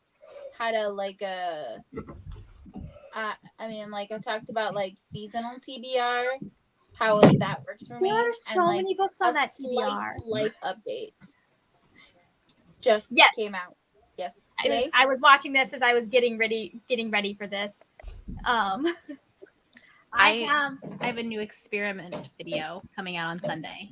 Nice. Cool. I have actually like my BookTube anniversary is like right around the time of Margaret, so I have some exciting content about that coming in about a week or so. But I also just had a very short announcement go up about a new series read along that is like part of a bigger project I'm doing that I'm really excited about.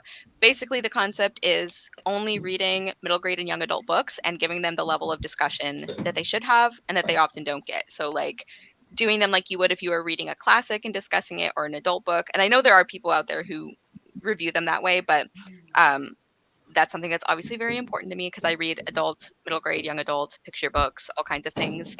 So I'm really excited about this. People do not give middle grade enough credit. They really don't. Because like They don't. sometimes middle grade will conquer a topic that like I as an adult have not yet like Yeah. processed and like come to terms with. And then you got like 12-year-olds to 14-year-olds experiencing this. I'm like, oh my gosh, you poor baby. I just want to give you a hug. Yeah, like there have been, like, I have read middle grade books that have better character development than Robin Hobb, easily.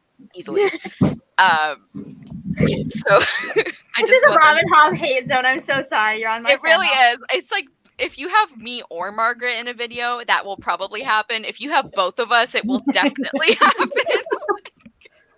It's just the way it is. And I don't even hate all of her books, just the one book.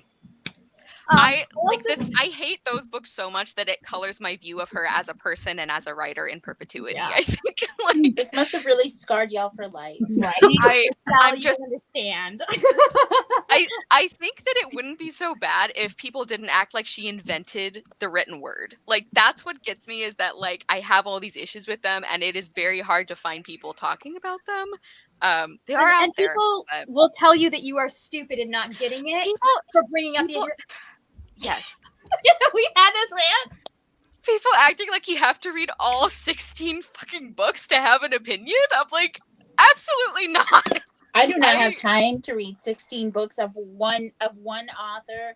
And like fixing a problem in book 15 does not mean the problem isn't there in book 3. Like Or 6. Yeah. So I had part 1 of this video go up at 7:00 because I am chronically behind in all things. And so I am going to, like, if you want to go check that video out, it is much shorter than this. It is linked in the description box. Also, all of these lovely people are linked in the description box while I'm thinking about that. And then I'm also part of the Worldwide Write-a-thon on August 20. No. August, eh? October 23rd. I believe my slot is like 3:30. I will have to. Are you writing? Yeah, I'm going to be. We're working on it. I've been Allie and I have been talking about writing and trying to get things Nice. trying to get my brain, but my brain is starting to finally come up with stories again, which is something that it just stopped doing. So I'm going to be going back into one of my books. I want it to be the Queen's Game, but we'll see where my brain goes. Sometimes you have to take a break to get a really good idea. I just I finally recognized about halfway through, I think last year, going, oh, my brain is telling me I need a break. That's why it's not doing anything. So anyways, did I miss anybody else who has something they want to plug for their channel or no? I'm going to be uploading again. I'm planning on editing some videos tomorrow so I can get them scheduled. So hopefully next week some videos will start going up. One is just kind of a catching up on what has happened in the last little bit because there's been some things. And then also one of those things is a new dog. And so I do have a vlog that I am planning on putting up someday. I props y'all for being able to do vlogs, because I just feel like my content is like my day-to-day is not that interesting enough for vlogs. Like that's one thing. How do you That's why I just talk about books. That's what I like in vlogs. If it's like a reading vlog where you like, and I know everyone has like off weeks. I'm not saying you have to read a certain amount, but it's like if it's a reading vlog, but like it's 90% B-roll, like that's. I know there are people who love that specifically. This is That is not my thing. I don't This drink thing right coffee here. though. It's there. You're not gonna get like aesthetic pours. You're gonna see like That's like, overrated. If I had miles a of camera dishes person, and my oven looks gross. Like that's what you're gonna get if you like. I'm not that person. Just point the camera at the dog. That's my philosophy. That's fine. When in doubt, point the camera at the dog. my vlogs would be insane. all the dog training shit. There'd be like such cool dog training montages in there. But when you're handling the dog, you can't really be filming. That's So why it- you get a partner and you say, "Hey, I need you to film this." I have Did you see Emma just like look at Alex? That was You so see Emma in Waiters just. yes. Oh yeah, good run, Cassie. Do that again. I've had to get so specific about like how I want videos or pictures done during Schmidt's class. like here, you go do the class, I will do the video, and then you can see what I want you to do. Right, but like Schmidt listens to me like I'm his trainer, so it doesn't work that way. But that's Cassie. Even I took Cassie over to like one of the hunt test judges that Emma's breeder's partner. He's a hunt test judge, and he was teaching us a thing. And he started working with Cassie, and he's like, "She's not going to work for anyone but you, is she?" I'm like, "Absolutely no, she's not." It's like it's just so funny. it has to be me as the one. Has to be the one handling. Like she just generally disrespects anyone else. So. All right. I know what's coming. Just know I am going to pause so that you guys have a minute to or a second to collect yourselves, and it doesn't sound like entire chaos. But thank you to everyone who has joined. Thank you so much for watching, and I will see you later when we will talk about. What do you Everything. Bye.